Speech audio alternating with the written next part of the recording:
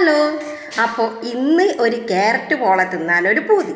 വൈകുന്നേരം ക്യാരറ്റ് പോള ഉണ്ടാക്കാമെന്ന് വിചാരിച്ച് അപ്പോൾ അതിൻ്റെ പരിപാടിയിലേക്കാണ് കിടക്കാൻ പോകുന്നത്. എങ്ങനെ ഉണ്ടാക്കുന്നത് എല്ലാവർക്കും അറിയുന്നതായിരിക്കും, പക്ഷേ ഞാൻ എല്ലാവരും ഉണ്ടാക്കുന്ന പോലെ തന്നെ ഇന്ന് അതിൻ്റെ റെസിപ്പി കാണാം. ഓക്കെ.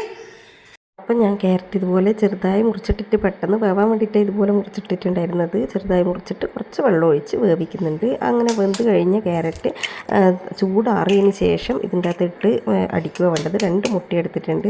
2 മുട്ട മാത്രമേ എടുത്തിട്ടുള്ളൂ, കാരണം എനിക്ക് പാത്രം അതിന് പറ്റിയ പാത്രമില്ല, അതുകൊണ്ടാണ് 2 മുട്ടയുടെ പാകത്തിന് എടുത്തിട്ടുണ്ടായിരുന്നത്.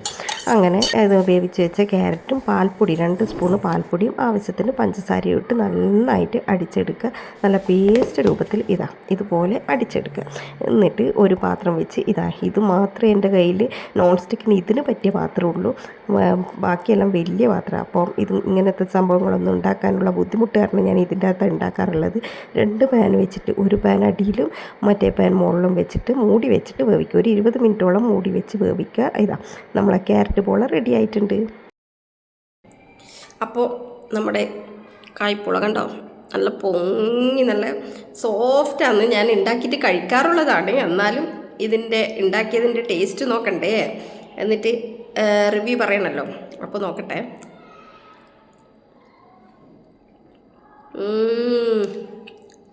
ഒരു രക്ഷയില്ലാത്ത ടേസ്റ്റാണ് കേട്ടോ.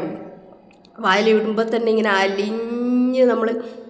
അലിഞ്ഞില്ലാണ്ടാവും എന്ന് പറയുന്നില്ലേ, അതുപോലെ വായിലിടുമ്പോഴേക്കന്നെ ഇങ്ങനെ മെൽട്ടായി പോകുന്നുണ്ട്.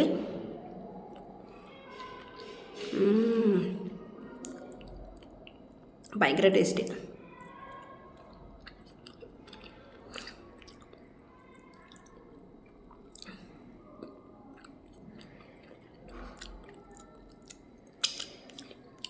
അടിപൊളി ടേസ്റ്റാണ് കേട്ടോ.